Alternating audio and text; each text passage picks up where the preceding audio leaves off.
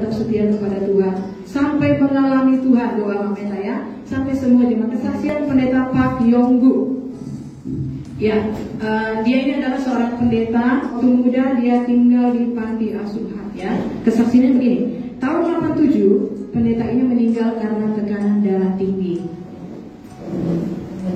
Tapi oleh anugerah Tuhan hidupnya diperpanjang 20 tahun lagi. Wah, ya, saya mau diperpanjang 20 tahun lagi. Wah, puji Tuhan.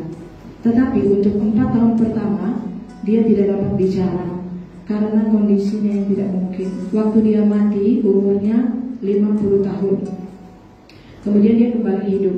Ya, Tuhan memperlihatkan kepadanya surga dan neraka. Saya ingin Anda tahu, jika Anda sombong dan angkuh, Anda akan mendatangkan kutukan atas dirimu. Saya memiliki jemaat besar, 5.000 anggota. Tapi Tuhan merendahkan saya karena kesombongan saya. Sekarang saya takut akan Allah. Setelah mati baru dia bertobat hatinya. Jadi tidak ada yang tahu ya. Waktu itu kan tidak ada yang tahu. Jadi sekarang jadi tahu karena dia kasih tahu. Ya, jadi kan hati. Ya, saudara ya. Saya memiliki harta kekayaan 150 juta US. Nah, waduh, berapa rupiah? Coba kalau kalian lupa ya. Saya punya harta kekayaan seharga 150 juta. Itu dari Yesus ya, karena dia awalnya kan dia miskin melarat ya, karena dia anak panti. Ya, oke, jelas ya. Saya memiliki 5 mobil mewah. 5 mobil mewah berarti 5 mobil mewah. Kurang lebih berarti sekitar 5-10 M harga mobil ya. Setelah peristiwa kematianku, ya, dia katakan ini, tolonglah ingat, ya, keselamatan tidak dapat diperoleh oleh banyaknya hartamu, melainkan melalui iman. Nah, saudara boleh dengar ya preachingnya, dengan iman, ya saudara. Sekarang saya memohon kepada para gembala, penatua dan pemimpin lainnya untuk melayani dengan segenap hati. Jadi dia ini pendeta yang tidak percaya adanya surga neraka. Ya, ketika dia kaya, dia menjadi sombong-sombongnya apa? Bukan sombong-sombong gini, bukan. Ya, bukan itu. Ya, nanti saudara tahu. Tahun 87 saya sakit, kemudian saya kena serangan jantung, saya kehilangan kesadaran. Ya, saya terbangun 4 bulan kemudian dengan kondisi yang setengah sadar, dan dokter mengatakan saya sebetulnya akan mati. Seluruh bagian tubuh saya sarafnya robek sejak mengalami kelumpuhan, dan keluargaku tidak mengizinkan jemaat untuk membesuk. Kemudian dia dijemput malaikat dan keliling surga. Inilah ceritanya ya. Oke ya. Kemudian waktu dia bertemu dengan Bapak, dia dengan Bapak ngomongnya gini, ya, Pastor Pak, gitu ya, yang tercinta. Gini ya kalau Bapak ngomongnya, Pastor Pak yang tercinta, aku menyambutmu. Kau telah menempuh perjalanan panjang kemari. Dia dijemput oleh 2 malaikat. Kemudian Tuhan bertanya, berapa banyak waktu? Nah, inilah kesombongannya, ya saudara ya. Sombongannya itu dari hati, ya. Berapa banyak waktu yang kau luangkan untuk membaca firman? Berapa banyak yang kau beri untuk persembahan? Tuhan tanya yang kedua, ya. Ternyata dia memperkaya dirinya sendiri, ya saudara. Haleluya. Yang ketiga, berapa kali kau menginjil orang? Saudara udah berapa kali menginjil orang? Sama ya, Tuhan tanya. Oke? Apakah kau memberi perpuluhan dengan benar? Ya, contohnya kalau punya mobil 20 M, berarti kan perpuluhannya 200 juta. Kau kasih berapa perpuluhanmu, Pastor Pak? Ya. Kemudian berapa banyak waktu yang kau habiskan di dalam doa? Saudara suka itu doa di rumah, online, offline? Ya, berapa banyak? Ya, saudara yang saudara Tuhan, setelah kamu menjadi pendeta besar, kamu menjadi malas, ya, untuk berdoa. Ada di sini yang malas-malas? Menjadi sibuk bukanlah alasan bagimu. Jadi di surga itu nggak bisa, yang di surga itu jujur semua, ya.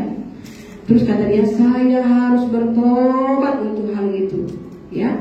Dan kemudian kata malaikat akan memperlihatkan kepadamu surga dan neraka, ya. Kemudian malaikat dia bertanya gini, jadi harus aku lakukan? Aku lihat di sini banyak rumah yang bagus. Kata malaikat begini, apa yang harus orang-orang di bumi lakukan supaya ada bahan untuk rumah? Ini untuk anak-anak Bapak ya, supaya punya rumah nanti di surga ya, jangan numpang-numpang ya saudara. Ya, untuk bahan rumah adalah satu, penjumlahan total dari penyembahan pujian kepada Allah. Satu, ya itu yang dihitung. Dua, meluangkan waktu membaca firman. Tiga, waktu berdoa. Ya, jadi jangan sedih ya. Kenapa sih yang datang cuma aku aja? Jangan sedih. Itu kan bahan rumahmu. Ngapain kau sedih? Ya, sedih lah. Oh itu rumahmu sendiri kok, bukan rumah orang yang kau bangun. Empat, menginjil. Saudara udah berapa ribu dan berapa juta saudara injili, dan berapa yang sudah bertobat? Ya, itu nanti dihitung dari anak rohani. Oke, berapa persembahanmu kepada Tuhan? Ya, ketaatan perpuluhan. 6. 7. Melayani dalam gereja. Ya, kalau saudara yang tadi melayani di luar itu di luar, nggak dihitung ya, itu di luar. Dalam gereja dulu, karena di sini anak-anak kerajaan. Nanti kalau udah bertobat saja dulu, semua keluar cari jiwa. Ya, malaikat-malaikat, mana rumahku? Malaikat tidak mau tunjuk. Malaikat-malaikat, mana rumahku? Malaikat tidak mau tunjuk. Tetapi akhirnya dia bilang, saya terus saja memohon. Dan setelah tak henti-hentinya memohon, malaikat mengatakan bahwa sekarang saya diizinkan untuk melihat rumah saya. Mari kita lihat rumahnya ya. Kami memasuki kereta dan menuju ke suatu tempat yang sangat jauh. Ternyata rumahnya jauh saudara, di pelosok. Saya nggak tahu rumah saya di mana ya. Coba cek dulu rumahmu masing-masing di mana ya. Kalau Mak Meta bilang dia belum lihat rumah, dia masih lihat nama, berarti dia masih gaplek. Bangun rumahmu ya Bu, sekuat tenaga ya, karena masih tamat, masih gaplek ya. Kalau Ausian sudah lihat rumahnya. Kalau saya beberapa tahun yang lalu saya juga cuma lihat tiang. Aduh, berapa banyak lagi harus bekerja ya untuk Tuhan. Ya, saudara kasih. Mari saudara lihat sendiri rumah saudara ya. Ini kan rumahnya si pastor Pak, gitu ya. Kemudian, tetapi yang terlihat, mana rumahku? Kata dia kan. Tetapi yang terlihat hanyalah sebuah fondasi. Hanya siap untuk pembangunan. Saya menangis. Mengapa kau melakukan hal ini padaku? Marah dia saudara. Kan pendeta kaya dia saudara. Ya, kenapa dia marah? Ya, karena dia sudah banyak memberi. Dia ini orang yang baik hati, saudara ya. Coba kita lihat. Mengapa kau melakukan hal ini padaku? Bagaimana mungkin ini bisa terjadi? Bagaimana mungkin rumahku berada dalam area pembangunan? Telah selama dari perang Korea, saya menjual rumah saya untuk membangun gedung gereja. Udah berapa rumah saudara jual untuk bangun gereja? Yang di dalam maupun mantan-mantan yang udah kaya hebat. Dari gereja 1, 2, 3, 4, 5. Ini gereja saya yang kelima ya saudara ya.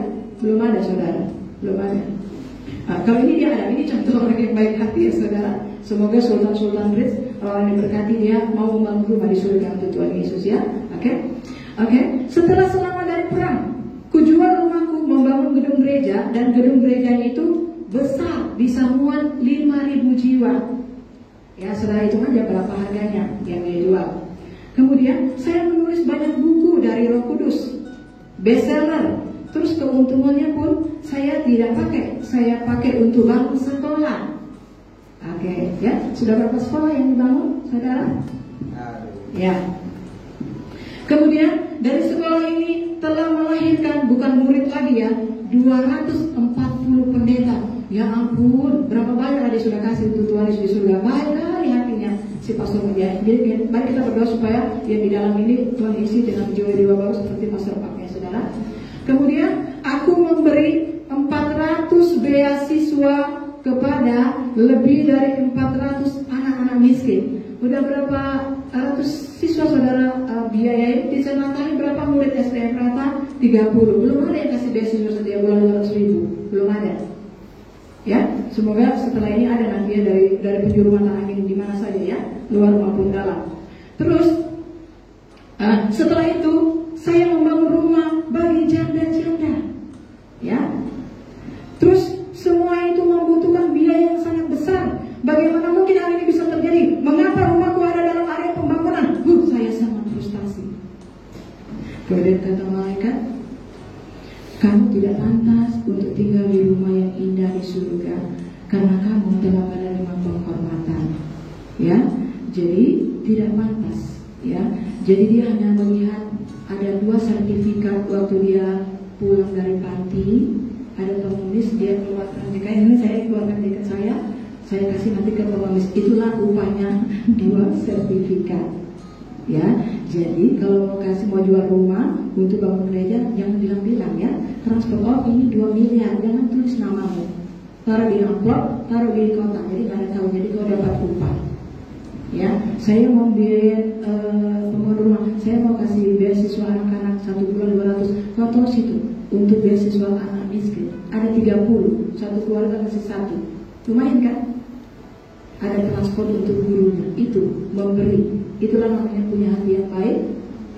Perbuatan yang lainnya, dia pulang lagi ke bumi. Oke, dia sedih saudara, kemudian dia dihibur malaikat. Kata Yesus, kau diizinkan kembali pulang ke bumi, dan kau diizinkan kembali untuk menyiapkan rumahmu. Jadi waktu dia pulang ke bumi, dia langsung jual 5 mobil mewahnya. Dengan propertinya yang ada, semuanya dia jual. Bukan dia jual untuk apa ya? Untuk membangun, karena gerejanya kan udah terbangun, untuk membangun rumah-rumah bagi pendeta. Kalau kamu mau rumah siap, kau bangun untuk pendeta. Saudara, udah berapa rumah saudara bangun untuk bapak gembala saudara yang ada di sini maupun yang ada di luar? Ya, udah berapa rumah? Ya, berarti seperti itulah nanti bahan rumah. Terakhir ya, setelah dia lihat surga, dia lihat neraka, ya. Ketika saya mengunjungi neraka, ya sekarang kamu akan mengunjungi neraka. Saya terus berteriak, sangat besar, 1000 kali lebih luas dari bumi, ya. Terus mengapa ini berwarna merah? Itu sulfur, kata malaikat. Terus manusia berdosa akan berakhir di sini. Mereka akan disiksa dari kedua sisi. Ada berbagai jenis gereja di bumi, kata malaikat, ya. Ada berbagai jenis gereja di bumi, dan banyak gereja yang indah, yang ibadahnya dihadiri banyak orang. Tetapi kebanyakan dari mereka bukan orang Kristen sejati. Mereka hanyalah pengunjung. Gereja yang benar akan percaya adanya surga dan neraka. Ini khotbah malaikat. Khotbah malaikat kepada si pendeta pak yang tidak percaya ini. Hidup banyak orang Kristen berada dalam bahaya karena mereka tidak percaya adanya surga dan neraka. Di sini ada yang tidak percaya, ya apa sebab? 1 jiwa masuk ke surga, 1000 jiwa masuk ke neraka. Kata dia, saya pendeta terkenal, lulusan teologi terbesar di Korea, tapi saya tidak percaya surga dan neraka. Tetapi sekarang saya menulis kesaksian ini, ya. Jadi katanya, jika Anda menjalani kehidupan Anda mengikuti kehendak setan, Anda akan berakhir di neraka. 1, neraka terlalu panas, sekarat, dan butuh air. Oke, kemudian 5 menit ya. Itu mereka kekal selama-lamanya di sana. Grup pertama, ya. Grup pertama dia tanya. Saya bertanya kepada malaikat, mereka berada di sini, apa yang telah mereka lakukan? Malaikat menjawab, grup pertama adalah orang-orang yang tidak percaya, ya. Oke. Itu orang-orang yang tidak percaya. Jadi semua yang sudah selamat, saudara harus menginjil anggota keluargamu masing-masing, kata Pastor Pak, ya. Gitu. Untuk semua saudara injili keluarga buat ibadah di rumah, tiap hari baca firman penginjilan. Nanti dengar itu telinga-telinga itu. Nanti dia dijamah Roh Kudus, ya. Kan untuk mereka-mereka yang belum ke gereja, saudara jadi penginjil di rumah, jadi pengkhotbah, ya. Lebih hebat dan tante dan om harus gitu, saudara, ya. Itu perintah Tuhan supaya mereka nggak dibuang ke api. Yang grup kedua, malaikat kemudian meneruskan, grup kedua yang di lautan api ini adalah mereka yang percaya kepada Yesus tetapi tidak bertobat dari dosa mereka, ya. Kita harus bertobat dari dosa kita dan mengakuinya di hadapan Tuhan. Kalau hanya ucapan mulut itu bukan pertobatan. Dan harus dengan hati yang hancur dan tulus kita bertobat. Ya, itu orang-orang dalam gereja, ya. Yang ketiga, kemudian saya melihat banyak pendeta, penatua, majelis, berarti pelayan Tuhan, ya. Saya bertanya kepada malaikat, saya mengenal mereka nih, ya, di gereja dia maupun gereja lain. Mereka telah melayani Tuhan dengan setia di bumi, ya. Telah melayani Tuhan dengan setia di bumi. Terus mereka kan meninggal, kami semua tahu mereka di surga, ya. Kami berpikir mereka di surga, ternyata mereka ada di sini, ya. Kemudian malaikat menjawab, oh, seseorang bisa terlihat sebagai pengikut Kristus yang sejati, tetapi Tuhanlah yang tahu hati seseorang. Nah, ini dia, ya, Tuhanlah yang tahu hati seseorang. Mereka itu tidak menjaga kekudusan hari Sabat. Hari Minggu itu hari kudus, ya, bukan hari untuk banyak-banyak dengar itu, ya. Yang mau ke surga aja, ya. Karena yang mau ke neraka dia nggak akan dengar, saudara, ya. Ini karena udah lama ini, ya. Pelayan-pelayan pun buka sini duluan, mereka keluar, saudara. Bukan keluar dari neraka, dia keluar dari gereja, keluar dari pengembalaan, keluar dari doa, keluar dari pelayanan. Maksudnya kalau udah baca ini keluar dari neraka, bukan keluar dari gereja. Sian deh, ya. Terus ini, ya. Terus selain itu, banyak majelis penatua pelayan Tuhan yang mengkritik khotbah pendeta mereka. Selamat, ya. Selamat di lautan api untuk pengkritik khotbah Om Tante, ya. Karena itu bang itu, ya. Mereka ini, terus mereka tidak memberi perpuluhan dengan benar. Ini sudah beri perpuluhan tapi tidak benar, ya. Silakan cross check masing-masing di dalam maupun di luar. Mereka tidak berdoa, ya. Udah bagusan kami suruh berdoa Tuhan Yesus. Mereka tidak menginjil orang sama sekali, ya. Itu tempatnya. Banyak dari penatua majelis ini, pelayan Tuhan ini, telah menyerang pendeta mereka dan melanggar otoritas mereka. Mereka telah mencampuri tugas dan urusan pendeta mereka. Sekarang mereka sedang sekarat. Ini, ya, sekarat, ya, mau mati. Baru mereka pikir mereka telah melakukan pekerjaan yang baik, ya, sehingga mereka tidak bertobat. Itulah sebabnya mereka ke neraka. Terakhir, yang keempat, kemudian kami tiba pada bagian yang paling gelap. Terlalu gelap untuk melangkah pun. Saya berteriak-teriak. Malaikat bilang, saya bilang, malaikat sangat gelap. Bagaimana saya dapat melihat? Baru malaikat menepuk pundak saya. Tunggu sejenak, tunggu. Baru tiba-tiba dia dapat melihat sejumlah besar orang yang telanjang. Di seluruh tubuh mereka begitu banyak serangga yang merayap seluruh tubuh. Dan orang yang telanjang itu berusaha mengibas-ngibas serangga. Apa yang mereka lakukan di sini, malaikat? Kata Pastor Pak. Malaikat menjawab, mereka adalah orang-orang yang telah mengkritik dan menggosipkan orang lain di belakang mereka. Selamat, ya, untuk pengkritik penggosip, ya. Semoga hatinya berbalik. Terus mereka tidak hati-hati dengan apa yang mereka ucapkan mengenai orang lain. Jadi setelah saya baca ini, saya observasi, tapi nanti lidahmu dilobangin, ditaruh kawat, disambung-sambung dengan kelompok-kelompok, dibakar. Tahu sama orang lain, ya, gitu. Mempraktekkan ini kesaksian yang kita dengar, ya. Terus saya lihat para setan menusuk dan menikam perut orang-orang dengan tombak. Teriakan mereka sangat sungguh memilukan. Saya bertanya kepada malaikat, apa yang telah orang ini lakukan selama mereka hidup di bumi? Orang-orang ini, kata malaikat, memiliki pekerjaan, rumah, dan keluarga, tetapi mereka tidak memberi kepada Tuhan. Berbagai saudara yang tidak memberi, ya, memberi untuk sapi, ya, itu bahan rumahmu. Mereka tidak membantu orang miskin, gereja mereka, ya. Mereka tidak membantu orang miskin, tidak membantu gereja mereka, mensupport berkat. Diberkati saudara sudah mensupport, ya, lakukan lagi dengan lebih baik supaya tersedia bangunan di atas untuk anak-anakmu nanti cucu belajar, ya. Dan tidak digunakan dengan tujuan ilahi.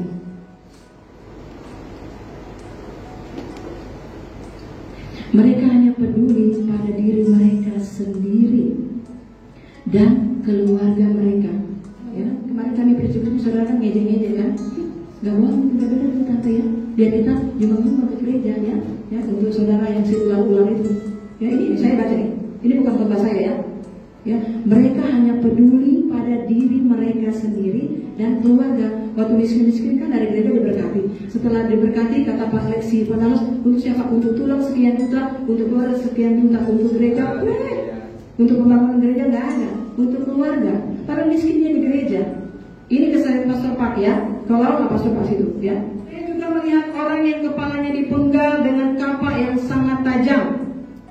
Apa yang mereka lakukan? Ini otak mereka sudah dikasih tahu untuk memikirkan hal yang baik, tapi yang kotor-kotor kan anak muda ya, bersihkan ya pikiran-pikiran ini, kepala ya, pikirkan firman Tuhan. Ya, jangan diam-diam anakku kasihan ya. Berikutnya saya melihat orang-orang ditikam, dipotong hingga beberapa bagian. Ya. Ini penyisaan VIP ya. Berikutnya saya melihat orang-orang ditikam, dipotong-potong hingga beberapa bagian tubuhnya ya, selama-lamanya ya. Pemandangan ini sangat mengerikan. Apa sih yang mereka telah lakukan sehingga mereka disisa di sini? Malaikat menjawab, ada 4 dosa yang mereka lakukan. Mereka adalah penatua dan majelis pelayan Tuhan yang tidak melayani gereja mereka. Bahkan mereka tidak mau melayani, sukanya menerima saja berkat. Saya melihat para penatua, majelis pelayannya, dan umat percaya disiksa oleh para setan. Para setan membuat lubang di lidah tiap-tiap orang dan menaruh kawat panjang, kemudian menarik mereka dengan kawat yang saling terhubung. Ya, kenapa mereka disiksa seperti itu? Kata malaikat, mereka melakukan 4 jenis dosa yang berbeda. Pertama, mereka telah mengkritik pendeta mereka. Ini yang anak pasti kepanasan ya, yang sudah melakukan. Yang enggak, lihat bentar aja. Pertama, mereka telah mengkritik pendeta mereka. Mereka akan mengatakan hal-hal yang negatif mengenai pendeta mereka. Mereka bergosip dan menertawakan pendeta mereka. Kalau kami, bukan hanya kami ditertawakan, khotbah-khotbah kami juga ditertawakan dan dijual-jual. Selamat ya, ini tempatmu ya. Saya memohon kepada mereka yang telah melakukan dosa yang demikian, bertobat. Yang kedua, malaikat menjawab, kedua, mereka menghina gereja dengan ucapan mereka. Mereka telah, nih kelompok-kelompok orang, telah melukai orang-orang Kristen yang baik. Domba-domba yang baik ini maksudnya ya, sampai pada titik mereka yang setia pun jadi terluka. Hamba Tuhan terluka, domba juga terluka karena perbuatan-perbuatan orang jahat ini. Lalang-lalang yang kirim simbolis ya, karena mereka mengajar yang tidak baik ya. Mereka akhirnya orang itu berhenti ke gereja dan menyebabkan orang lain tidak lagi melayani Tuhan. Ya, mereka menghentikan orang-orang setia untuk melayani Tuhan. Jadi orang-orang jahat ini di dalam gereja menyebabkan banyak orang setia tersandung. Ya, saya penutupnya. Saudara Tuhan, saudara suatu hari akan meninggal. Ya, kapan itu terjadi saya tidak tahu. Bertobat, lakukanlah hal yang baik. Saudaraku yang kekasih, saya biasanya mengabaikan kesaksian demikian. Saya seorang pendeta mengabaikan hal-hal yang demikian. Tetapi sekarang saya harus menyaksikan kesaksian kepada kamu. Tolong jangan ragu ya. Tolong hindari siksaan dari neraka. Jadilah selamat. Janganlah hidup secara duniawi, tetapi serahkanlah dirimu bagi kerajaan Allah. Tolong berdoalah bagi mereka yang belum mengenal Yesus, menginjil dan berbuahlah. Tolong berdoalah setiap hari ya, biarlah Tuhan memberi pertolongan dengan benar. Kumpulkanlah upahmu di surga. Saya berdoa dan memberkatimu dalam nama Yesus. Ya, mari kita memuji dan menyembah Tuhan.